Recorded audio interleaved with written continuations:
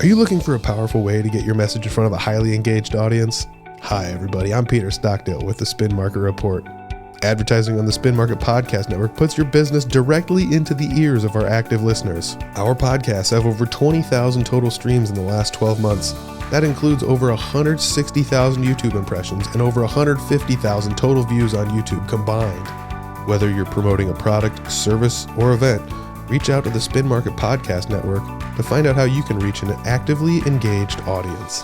So get heard today. Go to www.spinmarket.com to find out more information. Your business, your message, our platform.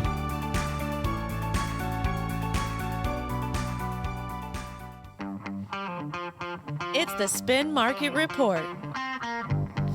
Here's your host, Peter Stockdale. Hey, we are back. It's the Spin Market Report. It's Marketing Monday. It's always Marketing Monday on the Spin Market Report. So it's Marketing Monday every day at Spin Market, honestly. Honestly, yep. 24 hours a day, 7 days a week. It's marketing day. That's what we do. So we got Mackenzie back there behind the ones and twos. Cheryl's here with me. We got Eddie Doyle sitting down with us today. Eddie, you work at Full Swing Financial Planning. Is that correct? That is right. All right. So when we get through to the end of this episode, if you need anything from Eddie, all the links are going to be in the descriptions. But let's get down to it. What made you want to be a financial advisor? I think it's something that's very intriguing. It's very selfless to want to help people. But what made you want to start that? You know, it was kind of a weird situation. It always was kind of in the back of my head for years. I wanted to get into the financial services industry. I started in the golf industry. Like golf? Yes, like the sport of golf. Really? Yes. Okay. Yeah. Yep. Oh yeah, Cole and Cole were saying on their podcast, you're really good at golf. I can play a little bit. Cool. But it was a funny story. Reading through you when you sent over a couple questions about today's, I was like, it's actually back in 2018. I came back from a trip from Vegas, and my brother was a finance major at Iowa, and something came up about. I said one time, I was like, I think I want to be a financial advisor, and my brother goes, "Do you know anything about the stock market?" And I said, "Nope, don't know a thing." He's like, "Well, how are you going to be a financial advisor if you don't know anything about the stock market?" So, fast forward to bunch of different changes in my life and stuff. Here I am. I've been in the business for going on 6 years now. So I think financial planning is one of those things it's such a wide berth of things. You don't necessarily have to be like a stock trader to be a financial advisor to someone, correct? Yeah, there's all sorts of different avenues you can take with it. Obviously, you have the people on Wall Street that, they trade, for what you look at on your phones and the apps for the stocks and stuff. They'll sit there and buy and sell every day. And then you have people like myself who are more client-facing, client-oriented, doing things for, individual people. So, yeah, there's a lot of different ways you can take this. Retirement plan coordinators, people who work with businesses and things like that. So, yeah, being a financial advisor is a very, very broad term. So, yeah, I mean, could that even be like insurance and things like that too, to an extent? There's a lot of insurance products that are linked to the stock market, variable type of insurance thing. So yeah, most financial advisors are also insurance licensed, whether it's life and annuities or they carry, property and casualty, and even some of them do like crop, which is separate. So there's just a lot of different angles people can take outside of just being, financial advisor, stockbroker, things like that. Full Swing Financial Planning started like maybe about a year or so ago, maybe 2 years ago, just at tops, a year. About a year and a half ago. All right. So what was the transition like for you going to Full Swing Financial? Were you always there? Or was that where you started, or did you start somewhere else and then end up going there? We started with another agency here in Fort Dodge, and it was me, Cole and Bailey, and the rest of our team transitioned over there in November of 2023. So when you were first learning this stuff, when you're first going from being in college to going, or when you first talked to your brother about going to college for finance and then actually being in finance, were there any like aha moments you had when you first started learning all this stuff where it's like, oh, wow, this is great? So I have had so many aha moments because the second you pass all your tests as a financial advisor, you have just as much authority as the guy who's been doing it for 20 plus years. Oh. But I knew nothing. Mm-hmm. So over the course of time, meeting with clients and, building my business and working side by side with the, Cole Peterson specifically and learning through him, it was like every day there's something new. And every day you learn something new. And to this day, there's still every day, like you learn something new, whether it's about clients, the stock market's ever changing. You know, you learn about what someone can say or do and how it affects, you know, everyone's money. But there's, I mean, when going through the question where it said aha moments, I'm like, I don't even know where to begin, because there's just so many of them when things just click. So I think one of the things with financial advisors, because I've talked to a few, like I've had a couple different ones, and I help out with the How to Money podcast with Cole and Cole. So just listening to the perspectives you guys all have and how they can kind of slightly differ from one financial advisor to the next, or like when they're explaining, like, you could do it this way because this, or you could do it this way because this. It's like, I never thought there could be two ways to do this and still end up with, you know, meeting your goals in the end. You know, and that's something that I think having me talk to, you know, financial advisors throughout the years, it kind of opened my eyes to the fact that your guys' job isn't just like, put the money in this bucket when you're 65, we'll start writing checks. And then it's not just cut and dry like that. Yes. Yeah, for sure. And that's kind of where I've, over the last couple of years, trying to shift my focus as an advisor, is not so much just doing the insurance and managing people's assets, but it's doing the comprehensive financial planning. You know, that's where, you know, decisions you make on something unrelated to your investments can actually kind of be correlated to it down the road. Mm-hmm. So it's like, let's put a plan in place today that we can implement going forward, and make sure that we're dotting our I's and crossing our T's on everything that we do. So, you know, that's what I think is being a big focus for not my practice, but I think advisors in general as well. What are some things, like when you first started doing financial advising, fast forward till now, what are some things you know now that you kind of wish you had known then, instead of, you know, I just assume the learning curve would be so steep when you're first starting out, you know? Yeah. So, you know, when people first get into this industry, you're kind of taught the things that you can get compensated on, which is investments and insurance. And, you know, looking back, I wish I would have educated myself more on the other, you know, what I call the 5 areas of financial planning. You have estate planning, tax planning, insurance planning, income planning, and lastly, investment planning. So the two things that most people or most advisors tend to focus on is the insurance and the investment planning. So, you know, looking back is like, I wish I would have learned more about estates, taxes, more in-depth income type of things for clients, where I've done some of my due diligence and you know, educating myself on some of those things, because I see how big of a role they play in someone's financial plan. So, but that's not something that, you know, you're going to learn getting right into the industry. So today, those are things that I'm implementing with my clients and new clients as well, is covering all areas of financial planning, including, you know, stuff that I would say not everyone's talking about at the beginning, but I know I am. Yeah. And I find that really interesting, that it really gives you a full circle of everything that somebody needs to be thinking about, so that you can be asking those questions. Well, have you thought about this on the tax end of it? Have you thought about this on your insurance or your life insurance? You know, just all those things, and bringing those questions to them that they didn't even realize that they needed to have answered. Yeah, exactly. You know, a decision you make about your taxes today can definitely affect your situation in 20, 30 years. You know, a main thing that I always tell people is, just because you have an attorney that, you know, wrote you a will, wrote you a trust, has done some, you know, real estate transactions for you, just because you have a CPA who files your taxes, doesn't mean that they're doing any estate planning. It doesn't mean they're doing any tax planning for you. They're just providing that service that you asked for, nothing else. Exactly. Yeah, nothing more. Yeah. That's exactly it. You know, like, for example, the biggest thing that I see is everyone always talks about, you know, you don't want to pay taxes. You know, everyone wants to have a lower tax bill at the end of the year. How can I decrease the amount of money I'm giving to the government? Well, your Social Security, when you reach age 65 or whatever age you decide to file, is directly correlated to how much money you reported on your income taxes during your working years.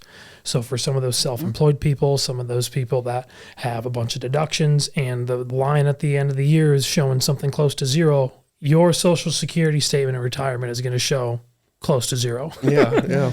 So there's always consequences. Yeah. Okay, you're not going to pay the taxes now, but the consequence is, just like you stated, Social Security that you're going to earn in the future is going to be down as far as your monthly Social Security, just because you saved on taxes here. For sure, yeah. And then there's some people who don't pay attention to some of those things, and they've been paying in way too much, and then they're like, holy cow, why is my I'm going to have a huge Social Security payment. So it goes both ways. There's a fine line, and that's where working with someone who does comprehensive financial planning can step into the picture and say, here's maybe some adjustments that you need to go back and talk to your CPA about, and some things that we need to look at going forward. So there's more benefits than just the investments in insurance. Yeah, I definitely would have to say, like, I'm guilty of that, where I kind of like, I look at the one bucket and I'm like, this bucket's full enough, and I don't necessarily think about the other buckets things could go into. Like, let's say investing. I haven't looked too much into my Social Security situation as of yet, but most young people don't. Yeah, but at the same time, it's one of those things. That's what you're there for. You see all the different buckets and say, okay, we've got this bucket pretty full. Do you want to shift things around a little bit? Maybe we'll kind of start doing something else here. And that's, I think, one of the things about financial advisors is, I mean, even just any professional in any industry, is they're going to know more than the average Joe would know about most of this stuff. And I could go on my own and try and plan this out, but going to a professional, you're obviously going to get a better viewpoint of everything from like an eagle eye standpoint. Oh, for sure. A little analogy that I tell my clients sometimes is that, or just people in general, is if your sink has got a little leak in it, you can probably fix it on your own. But if you walk into your kitchen and the ceiling's got water coming out of it, you got to call a plumber. Yeah. So when it comes to your finances, I would hope they would anyway. when it comes to your finances, you can fill the leaks, or fix the leaks along the way. But, hopefully before the water starts, coming out of your ceiling, you have someone in place there to help get you in the right spot. So it's kind of where I say is like, there's people who can do it themselves, but, it gets to a time where this stuff is extremely complicated for a lot of people, and having a professional come in to, put a plan in front of you, is going to help prevent that water from coming through the ceiling. Well, you look at it the same way that we do when we're talking to clients. They may be having a marketing program going for years or whatever it may be, but bringing us in puts a whole nother fresh perspective on it to say, okay, have you thought about doing this? Or did you know that this was available now? It wasn't maybe available 2-3 years ago, but it is now. Well, in your guys' situation too, is like you have people probably come in and say, well, I make Facebook posts every day. Yes, and they're an expert marketer because of that. Yeah, yes. They're just typing something out and click and send, but there's a lot more to it. And they think because that picture is so pretty on there that everybody is going to open it. Or that billboard is something that they drive by every day, so everybody knows all about them.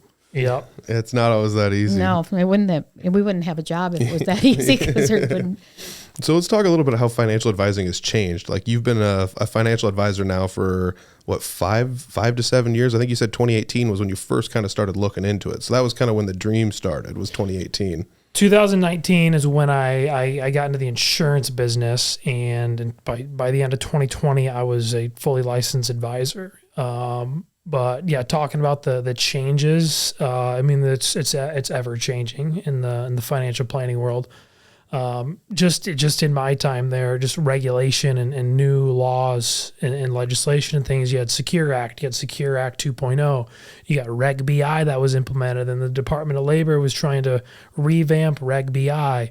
The Tax Cuts and Jobs Act sunsetting at the end of this year. I mean, there's just things that are just constantly ongoing, regulation-wise, plus just, on our internal level, with our broker-dealer and the people that we, do business with, beyond that, new regulation changes and, just on the internal end, it's nonstop. So what are some things that you guys do at Full Swing Financial that sets you guys apart from maybe other financial advisors around the area? I think it kind of circles back to what I was saying earlier about offering comprehensive financial planning.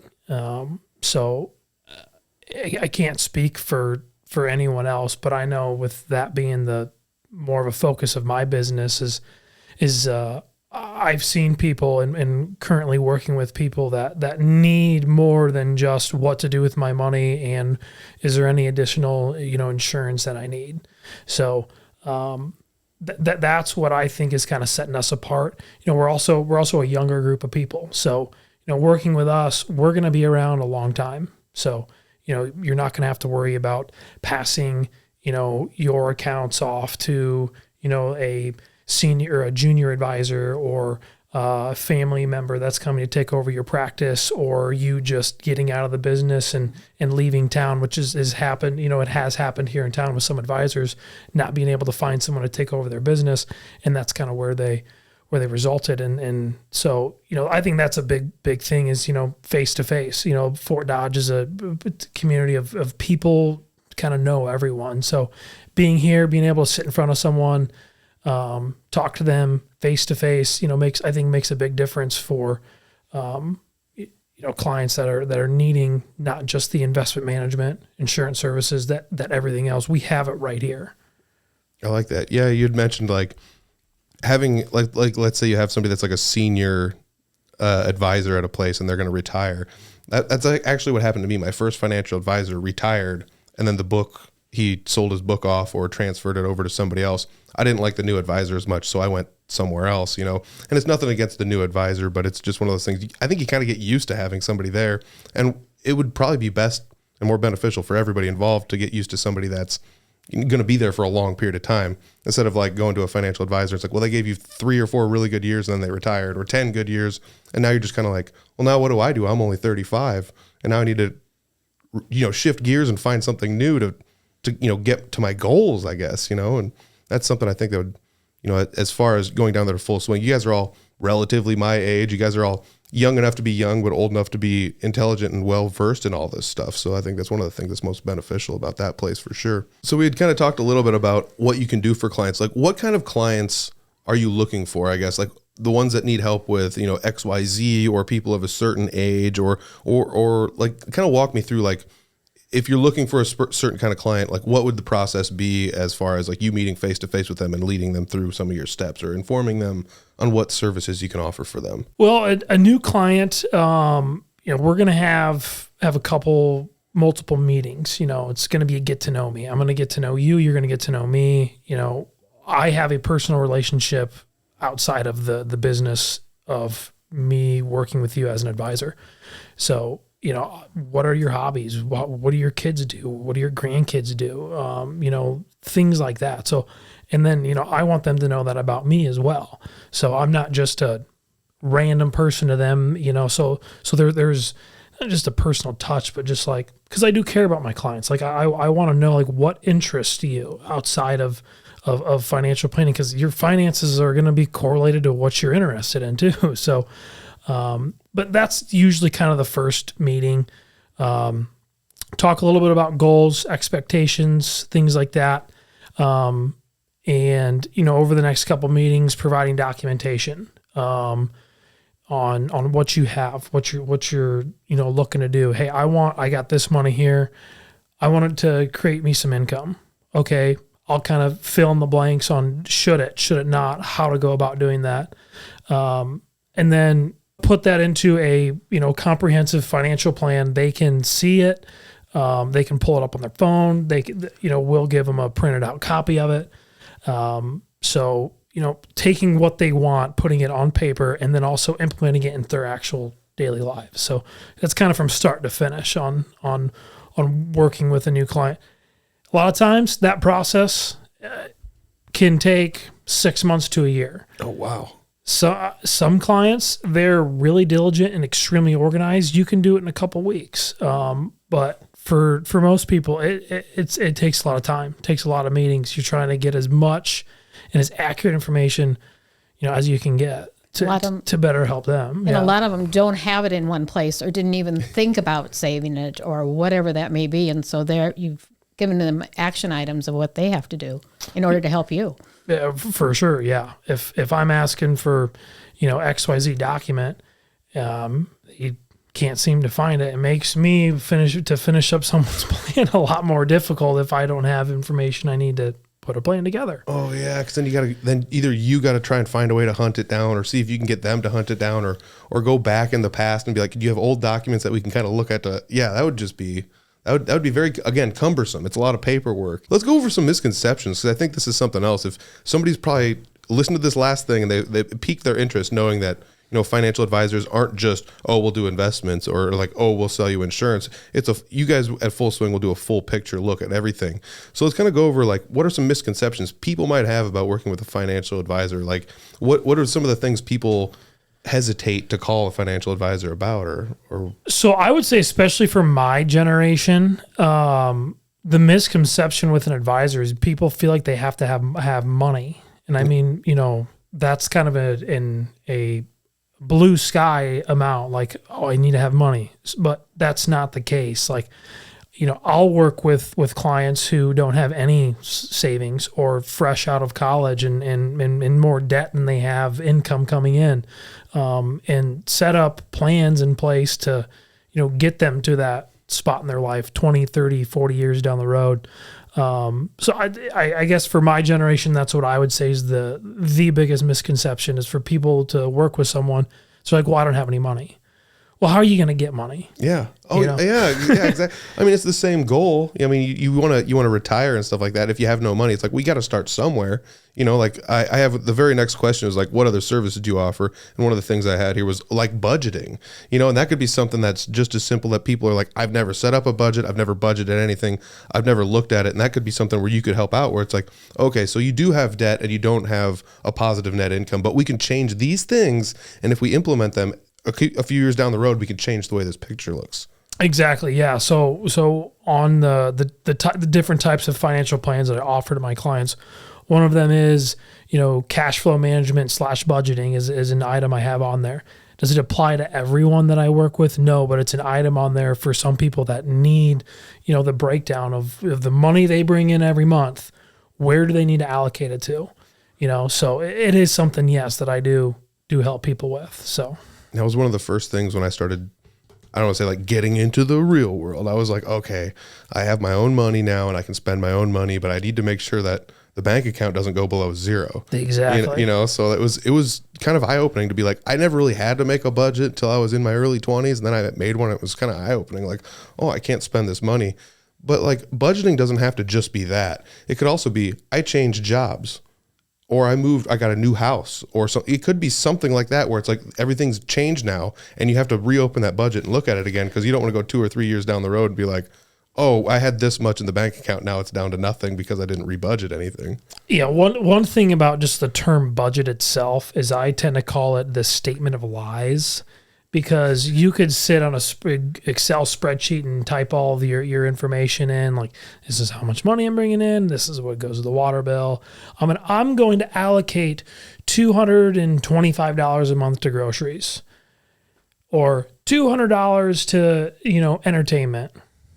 That it doesn't work. I mean, for some people have the discipline to be able to do that, but the majority of people, they're not gonna have $200 bills in their pockets. Oh, this is all the money I can spend on the month on that. No, we're human. If there's one month that you want to go to a concert, $200 for tickets, but then the next month or months after where you spend zero or more or less. So I call it cash flow management, managing the cash coming in and cash going back out, and on somewhat of an annual basis, but just understanding that, like, if you have just the sheet and a budget template and things like that, the average person is never going to be able to follow that.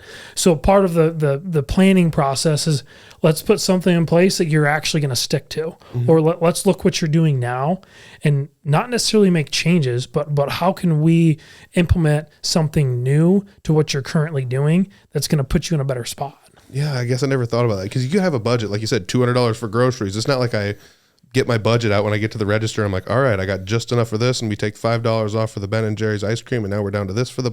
Like, I'm not doing that every single day. You're not going to go to the register and the bill hits $212 and give them $200 and be like, okay, I need $12 to go back. Yeah, exactly. Yeah. I never. Again, that's something I never thought about either, because I mean, I was just like, yeah, you make a budget and you stick to it. But again, I think about how many times I've abused my own budget. And you said it, we're all human. I mean, this is just something we all do, or like, the entertainment thing. It's like, well, if I have $100 worth of streaming stuff and I do want to go to a $200 concert and we have a $200 budget, you're already over budget. So you need to make it up the next month. So that's something where you have to like think ahead or realize if you're going to go over budget, you actually have to look at this thing in order to implement it. Exactly. You make a budget first of the month. How many times are you looking at it by the 30th?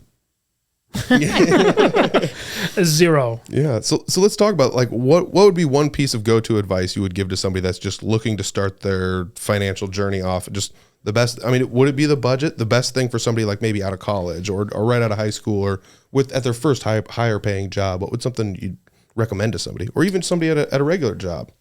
I would say start good savings habits. Not necessarily budgeting. That could be considered a saving habit.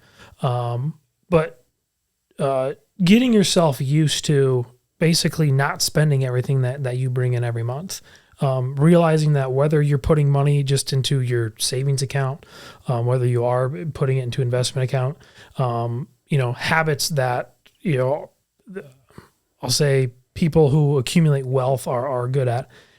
Simple or more complex things of like, buying the generic brand stuff versus the name brand, getting yourself in things like that, like going out to dinner or things like that.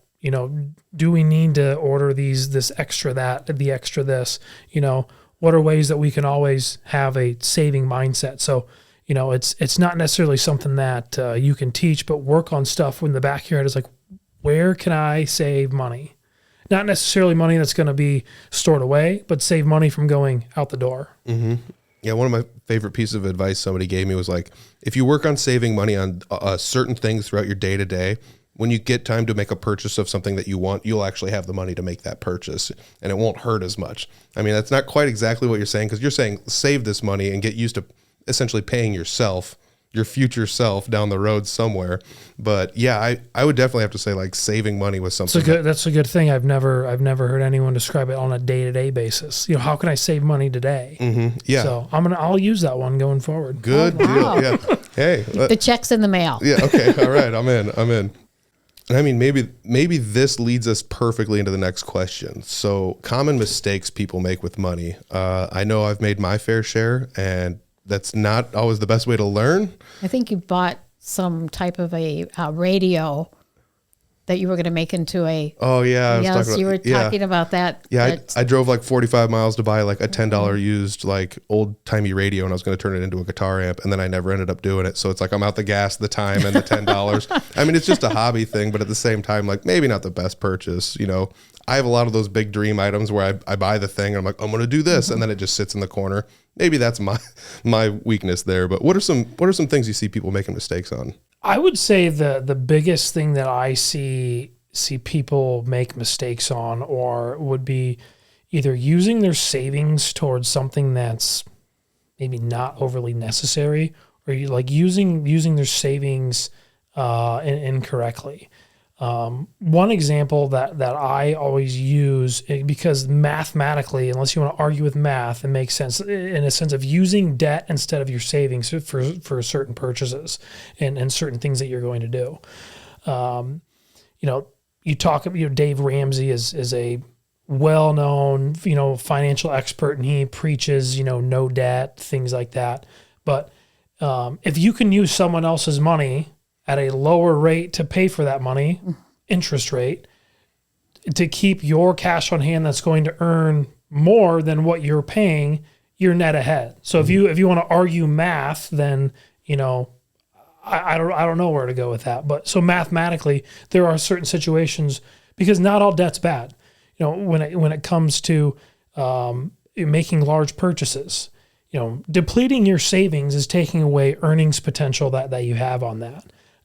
Use someone else's money to pay for that. If you're paying a 4% interest rate on something, but your money's earning 8%, you're net ahead, yep. Things like that. Mm-hmm. So there's some people who just say, oh, I hate debt. There's a lot of behavior to it as well. Some people can't manage the debt, and they get in situations where they take on too much debt. So there's definitely behaviors on that. And that's where, a client to client situation is where I will say things like, maybe you need to save up to buy this. You know, people who may not have the ability to do that. And there's some clients where I'm like, you're better off, you know, let's finance it. Let's see what the finance numbers look like and make a decision after that. So I would just say people using their savings for the wrong things. So this makes me think about, I worked in the home mortgage industry for a while. Okay. And during the 2020s, 2021, 2, 3. So I got to see interest rates slam down to 2% on certain adjustments, certain modifications, refis, and things like that. And I would run into situations where it's like this person might have enough money to pay off their loan, but they don't want to do that because if they leave it somewhere, like you said, they can get 4, 5, 6, 7, 8, whatever percent. But if their home mortgage is only at 2% interest, they're coming out ahead by not paying it off. I never thought about that until I got to that job where I was like, oh, you said it was a future earnings potential of your savings account. That's money that could be making you money. And if you gave it all to somebody so you didn't have debt, now you don't have this nest egg that you could use to make money. I mean, you own your house now too, but at the same time, so that was something I never even thought of, never crossed my mind to use debt in that way. When does somebody know it's time to talk to a financial advisor? When is the right time? If let's say somebody's listened to all this stuff, and when would be the time for them to come talk to you? I would say if you start asking yourself a lot of questions and you do not know the answers to them, and you're not just, you know, one or two, but you have a lot of questions. Like, is it time to, you know, I'm opening up a Roth, but like, what else do I do? Do I make too much money to contribute to that? But when you start asking yourself a lot of questions about your finances and about the big picture of this game that we call life, be a good time to have a conversation with someone. Because my generation, you have a lot of people in the Robinhoods and the SoFis and Schwab and all these things where people can open up accounts in the snap of a finger. You know, you have these right on your phones, can make trades and do stuff every day. But what do you do after that? What's your end goal? So, you know, I think when you start asking yourself questions about what you have and what you've been doing, I think it's time to seek some financial help. Yeah, I think that was something. Or professional help. Yeah. I mean, that was something we were talking about when you had come in here to do like a little meeting with us here at Spin Market. And I was like, yeah, a lot of this sounds exactly like me. You know, you get the Robinhood app, you know, and you get the, you know, SoFi app or your Acorns or whatever that happens to be. And you just kind of set it and forget it. But how do you know, like, these are the people like me where it's like, how do I know that this is actually getting me to my goal? You know, I probably could talk to somebody that's a professional about it instead of just doing a set it and forget it method. Because, I mean, other than just looking at it at tax time, I really don't pay too much attention to it. So, you know, I feel like you're describing me almost when you describe this. And also we can kind of help you keep on track too, is you're like, hey, you open up an account, you put a couple $1,000 in there, but you don't touch it again. If you've got someone who's working for you, say, hey, you know, it's time to, you know, let's put some more money in there. Yeah, you're right. It's a good idea. We should probably do that. So keeping people on track too is, holding people accountable. Yeah. Oh, I mean, that comes back down to budget. If you're budgeting to put this much into something, did you put that in there? You have somebody, it's you. You're the person that's like, hey, we didn't, it makes no difference, but like, we didn't get this. I just want to let you know, because this is what my job is, that like, you know, if you were going to make this. The statement of lies. Yeah. Adhering to that budget. Again, budgeting is so, I feel like it's undersold. People hear it and it's just, I get why you wouldn't want to do one, but at the same time, like companies have, like multi-trillion-dollar companies have budgets. Warren Buffett, I bet he has a budget, you know? Mm-hmm. I mean, so everyone's got a budget. They just need to adhere to it. So now that, you know, I would say like since the last, you know, 10 years, 7 years, something like that, we've seen a lot of these changes. These apps, you can get them right on your phone. You can open stuff up right on your phone. You don't have to go talk to somebody. You don't have to fill out paperwork, even though it's all right in the phone. It's paperwork in the phone. But what are some trends you're seeing changing in the financial landscape now, and how do people traverse them? That's exactly the probably the largest trend out there is the DIYs, the do-it-yourselfer investors. I mean, you hit the nail on the head with it's extremely easy to get on your phone and get an account opened up and do things completely on your own. Kind of circling back to what I said is people don't always know what they're doing. And so those accounts, or people that are opening up accounts with some of these online places, they're giving them the ability to enter into some extremely high risk type of investments, options tradings, futures tradings, things that like are very, very complex, where you hit the wrong button and don't necessarily know what you're doing, you can owe more than you actually invested into the account. So there's ways that people can lose more than what they invested. So it's a big trend of people doing that, but I don't necessarily know that the risks are being presented to the people who are opening these and fully understand of what's going on. Yeah, that reminds me of, through the 2020s, 2021, 2022, there's a lot of people on Reddit, a lot of that type of attack. Wall Street bets or whatever it was 100%. Yeah. Oh, yeah. And it was wild to see stuff, and there were people like, they didn't know they could write off their losses against their gains, but they also didn't know that there was like short-term losses they couldn't write off because they had a like-kind exchange or whatever it was called, where they ended up buying, like a lot of that stuff where it's like, yeah, I guess if you don't know, you don't know, but there were people that made errors that, like you said, ended up costing them, especially come tax time. It was very detrimental, and that's something that I think a lot of people need to look at. Another one that's really easy is there's places you can set up like IRA accounts, and other than getting like an email, if you hit your limit, like they're not gonna like call you and be like, quit putting money in. They'll let you keep putting money in until now you have to take it out, and now that's more paperwork, and it's maybe a tax implication because you put too much in. Now so there's all these things, like you said, that the risks that are there might not be addressed as well from some of these companies that are making these apps, but at the same time, maybe that's their target too. Yeah, I mean, you said everything that I was going to respond about. So, I mean, that's exactly what I'm seeing on my end. So how can you help clients through uncertain times, like things like market volatility? I mean, as of the day that this comes out, it would have been a couple of weeks prior. I can't tell the future, so I don't know what's going to happen in between when we recorded this and when this gets released. But we did have about a week of pretty volatile markets. It was down a lot, then it was up, then it was down a lot again, and maybe this is the new future and this is the way it's going to change. But what's your advice for these people that are of seeing this and maybe having a little bit of fear? Yeah. So my go-to saying is, it's not about timing in the market, it's time in the market. Because if you start making rash decisions based on, what the market's doing today, you increase your odds of missing out on days where it goes, right back up. So we're in a more volatile market than we've seen the last couple years.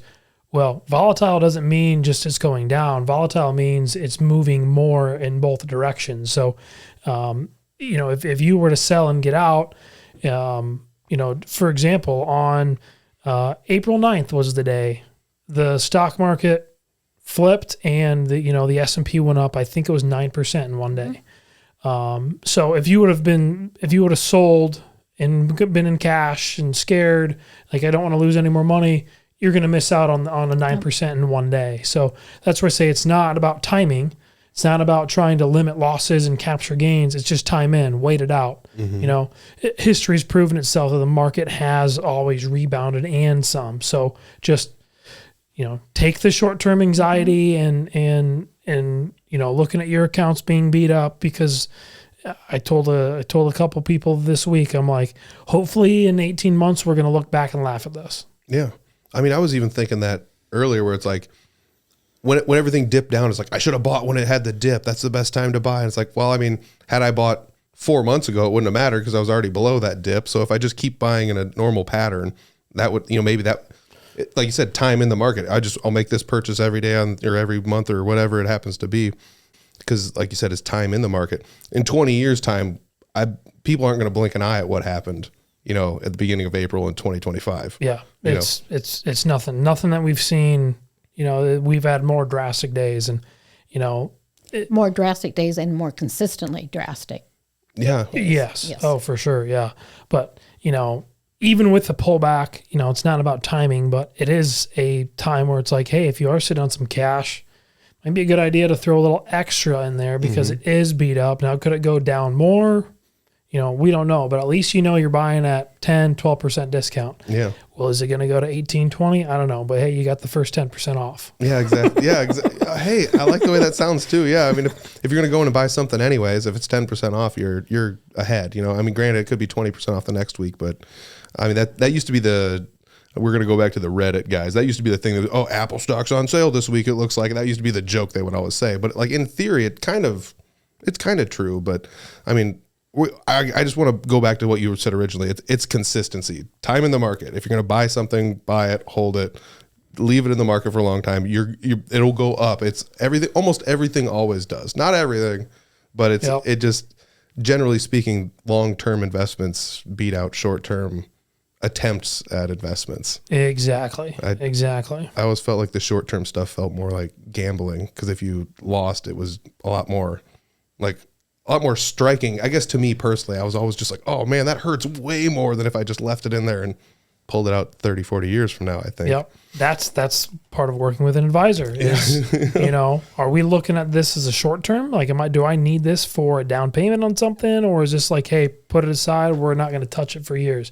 Because that has a lot to do with where we allocate that. So yes. Oh man. Properly allocating things. Yeah. Again, I can go on the internet and read as much as I want to. I'm probably still never going to be as good at it as you, because I'm just like one of those internet guys, So nothing we do is secret. Everything we do is it's all out there. If you can figure it out yourself, but it takes a lot of time and effort. And, outside of just the generic information, we have access to a lot more resources, products, and things that, the average Joe doesn't have. Yeah. I mean, it's like I can change oil in a car, but I don't know if I want to start, ripping up electronics in it. That's why when you go to a mechanic to do that kind of stuff, Exactly. The mechanic knows. You can go on the internet and look it up, but at the same time, the mechanic knows. They've probably also done it before too. It's like back to my plumber in the sink. It's if I keep fixing the sink, but it somehow keeps leaking, you're probably going to need to call a plumber. Mm-hmm. Might have to break down and have somebody come in. I love that analogy. Analogies are always one of my favorite ways to learn things. So that one, I like that like a lot. So let's talk about some fun stuff. What do you enjoy most about your job? Is it like, what's the most rewarding part of it? What's the best part about going into work every single day? Most rewarding is working with clients and seeing and knowing that I'm putting them on track for success in general, whether it's in life, whether it's with their money. But it's great working with a new client and even ongoing clients that know, like, hey, I put them in a better situation than what they were, and going forward that they're going to reap the benefits from what we're doing. So, it's not always instant gratification with some of those things, because it's more lengthy relationships, but like when people have major things changing in their life, retirement, having kids, things that are like, big to their overall life and finances, and you can put them in a spot where they're comfortable and they're like, oh my gosh, like it's like a light bulb moment for them, and you can show them on their financial plan, like, hey, we have you at a 99% probability of success. Let's do this. So it's really rewarding seeing that out of people where, that, hey, going this way compared to what you have, we got a game plan for you. Yeah, I feel like money is top of mind for people that have it, and it's top of mind for people that don't have it. So having somebody there to offer you some peace of mind is, it's priceless, honestly. All right, so we're getting down to the end of this. We're at the last couple questions. You had talked about when you start out with your financial advising journey with a new client, you kind of want to get to know them a little bit. So let's get to know you a little bit. So when somebody calls you up on the phone, they'll say, hey, I saw you on that podcast and let's talk about this. That would be great. What are some fun things you're passionate about? What are some things that, like, what are your hobbies when you're not, helping people out with their finances or working on these portfolios for people? Yeah. So most people know I'm a big golfer.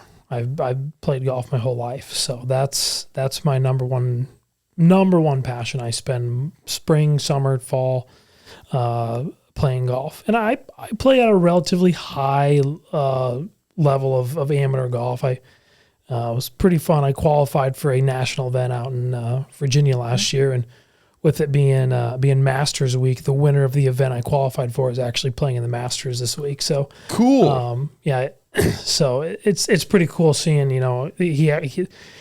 he was the group he was in was a couple groups behind me, so I got done on the first day, and he was came in a couple holes after me, who ended up winning the event. At the time I didn't know. So but yeah, so golf is my main thing. The wintertime, though, I actually ref basketball. So Cool. I travel around the area and ref a bunch of basketball. So everything I do, I want to be really good at. So I want to be as best of an advisor for my clients that I can. I've worked hard to be as good of a golfer as I can. Officiating basketball, I'm working my way up in the rankings with that. So like I have this competitiveness in me through golf. And that trickles into everything else that I do. So, but I got Morgan and my daughter Penelope. She's 8 months old. They're the backbone of everything I do. Penelope was 2 months old at the time when I qualified for that event out in Virginia, and they flew out with me, and she wasn't on the course very much because she was crying, fussy, and golf's your hush sport, but they were there, so it was great being able to experience that with them.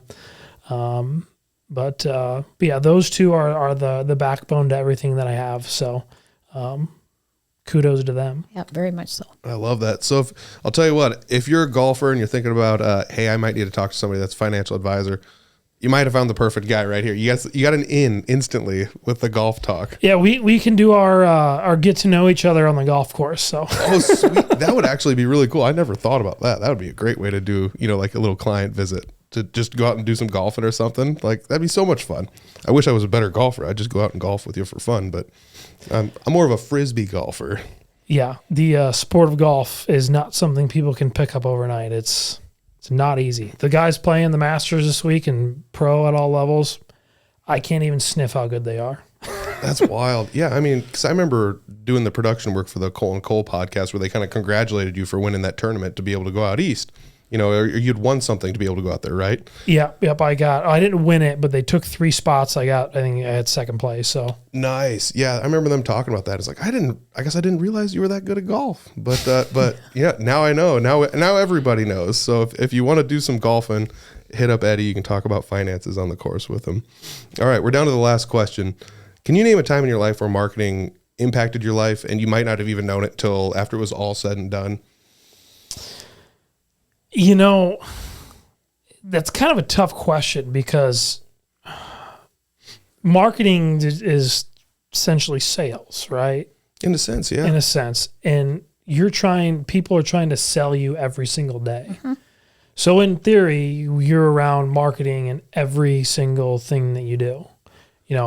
Just on your way to work, you're going to see billboards and the radio, and there's just marketing is all around us. People are trying to get us to consume, purchase, sign up for something they have. And so I think the biggest thing is it's around us every single day. Yeah. Everything that we do. Someone's trying to sell us something. And to sell us something, they have to get information in the form of marketing to us. Yeah, I think it was maybe the last episode, but I'd said this a couple of times on the podcast. Like, I never realized if somebody marketed something to me and then I needed it or wanted it, I was like, I never really saw it as marketing. I was like, oh, this person with this service just informed me they had this service and it fit my needs, so I bought it. But I didn't really look at it as them selling me this thing, even though that's literally what just happened. But if somebody's trying to sell me something that I don't want or need, then I always look at it and I'm like, that's don't market to me. I don't need this stuff, or you just change the channel when that commercial comes on or whatever, or whatever that happens to be. But that's one of the things about marketing. I never really looked at it the way I did until I started working here, where it's like, man, all the times it worked and I didn't even think twice about the marketing efforts that went behind it, because I was just like, yeah, I want this thing. Yeah. Oh, new iPhone's out. Cool. It didn't really matter to me what the commercial looks like, but they told me the new iPhone's out and I want it, so I'm going to go get it, But then again, it's marketing. They had to put a commercial out and tell me, or an ad online or whatever it happened to be. So there's a lot of stuff like that. You see the new iPhone come out and you're not going to get it, but then you see someone that has it. You're like, oh, it has this feature. You only know that because of the marketing piece you saw. Yeah. 100%. Yeah. I love that. Yeah, that's really good. I feel like this is a really good episode. I like talking with financial advisors because this is something that's always kind of, interested me. It's what I was like originally going to go to college for, and I shifted into accounting instead. So I always have like a lot of respect for you guys because I feel like it's guys and gals, because I feel like it's like an adjacent industry to I have a lot of respect for people in accounting because I did not like it when I had to take it. Isn't that funny? I feel like we're all so adjacent to one another, but it's just not. It's so not the same though. At the same time. Yep, for sure. Yeah, it's kudos to you for. I always thought accounting was money backwards and finance was money forward. It's like, okay, if we took the snapshot here, what happened in the past? And then finance was like, if we take the snapshot here, what's going on forward? That's a really good way to put it. I've never heard anyone use that. And another analogy here for our talk. So. All right. This is awesome. This has been a really good episode. I had a blast sitting down talking with you, Eddie. Again, if anybody's looking for anything of Eddie's, just scroll in the description section. I want to have his links down there. Give him a click. Give him a call. Go golfing with Eddie. The weather's getting nicer. Where's your favorite course in town or in the area? I play the Fort Dodge Country Club. I've been a member there for most of my life, so that's it's my home track. But there's a lot of other ones I always enjoy playing. So, or some that I have the opportunity to. But it's just a fun sport. But I appreciate you guys having me on today. It was great chatting with you. Well, we always want to wish everybody good luck, and we've got Buster here, so we ask you just rub his head out for good luck for the end of the day for you. There we go. All right. Yay, Buster. We'll do that. Cool. Thank you so much, Eddie. I appreciate it. Yep. Thanks, guys. This podcast is produced by Spin Market and Digital. Located in Fort Dodge, Iowa, Spin Market's highly skilled team can help you increase your market by updating your website, improving SEO, designing advertisements, and producing podcasts that will grab the attention of your market. Contact Spin Market today for all your digital marketing needs at digitalagent@spinmarket.com or call us at 515-302-8026. And to learn more, visit our website at www.spinmarket.com. That's digitalagent@spinmarket.com or 515-302-8026, or visit our website at www.spinmarket.com.